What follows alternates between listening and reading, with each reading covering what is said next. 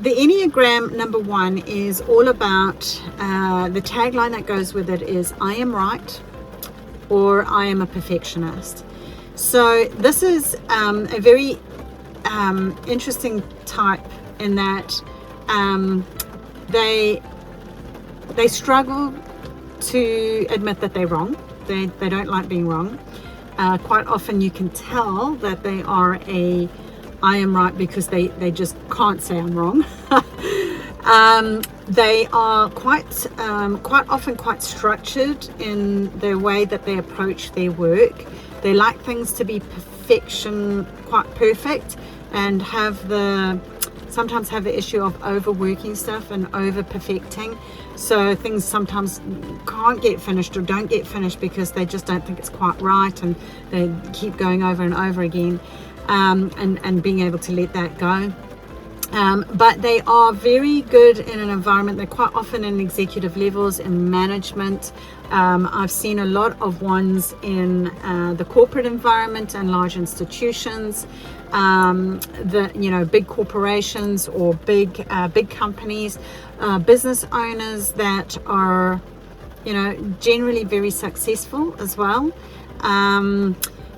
But there'll be anything quite often from middle management up, but it's not to say that you can't get a one that's not management,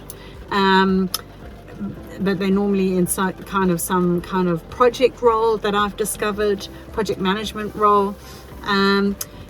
So yes, they're interesting in the fact that they've got all this wonderful perfection and whatnot. The challenge that you have is that, or they have, is that if when they get stressed, or if they're not coping too well with what's going on, they go into overwhelm, whatever the case might be, their coping mechanism is they build up. It's kind of like a little bit of like a pressure pot, those little, where you let the little steam out at the top. But if they don't do that regularly, eventually what happens is they go up the Richter scale, and then they just blow their gasket, and they are known. When they go, it's like the volcano, they literally roar. So the animal that's actually associated with the Enneagram 1 is a lion. So is that they look like a nice little harmless pretty cat, and then suddenly it's all just game on. And that can have quite a negative impact on staff members if they're working in a working environment. It can cause a lot of upheaval and instability and insecurity of those around them. But for the number 1, it's like they've vented, it's off their chest, and they're done. So one of the things that I've come to learn with ones is that sometimes they do this explosion. And the people, if they're empaths or whatever, other numbers that don't cope well with that, can be quite heavily impacted negatively.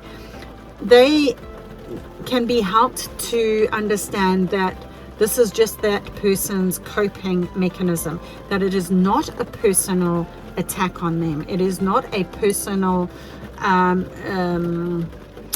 what can you call it, undermining of whatever it is, because quite often, 9 times out of 10, I've discovered, is they explode, they forget about it, they move on.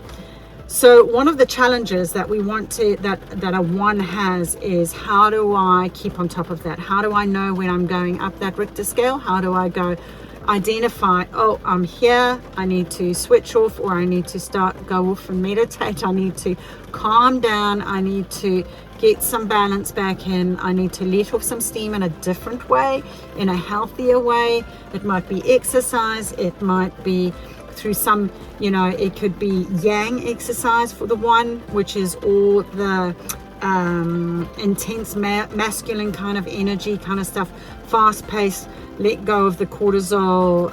It might be running, it might be doing weights, it might be doing some karate or whatever it is, and that will let off the steam, but in a healthy way, rather than going off around them and having it where effectively the anger controls them.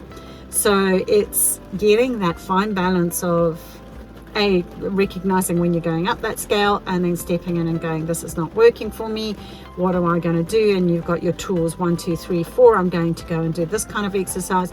Sometimes you might, they might want to meditate. It might be something, quite different. But all in all, that the ones can be extremely useful if you want management, if you want that structure, if you want to have a level of perfection in your business or in your environment. They're fantastic to be around, and they're actually quite entertaining people when they're not having their hissy fit, of course. And it's all of these numbers have an extreme side to them. All of them do. We all do. None of us are perfect. So it's just getting that's just where you're at, and this is where your propensity is, and identifying that. And the shoes, of course, that you would be wearing with them, I'll go into more detail anyway. When I start breaking down, actual physical shoes and metaphorical shoes, which I'll explain further, and I'll explain my book that I'm writing, my shoe psychology. What do your shoes tell you about you? Not anywhere near getting published yet, yes, but just letting you know it's coming.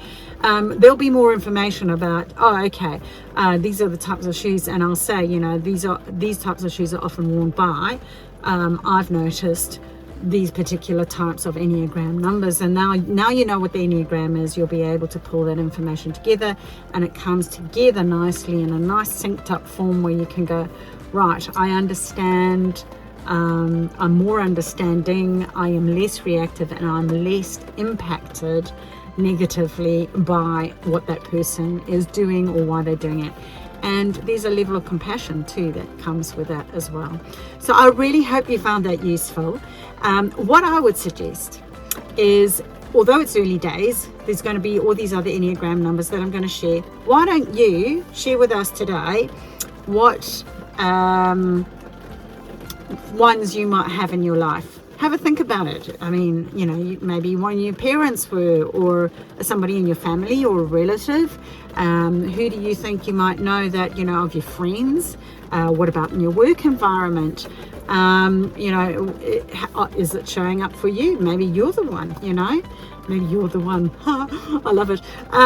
But it gives you an idea of, this is rather interesting. I can actually use this stuff, and it's a bite-sized chunk that you can start implementing today. Take the step today, please, ladies. Thank you so much for your time, and gents, if you're joining us. I appreciate you all. Have a delightful day, and namaste.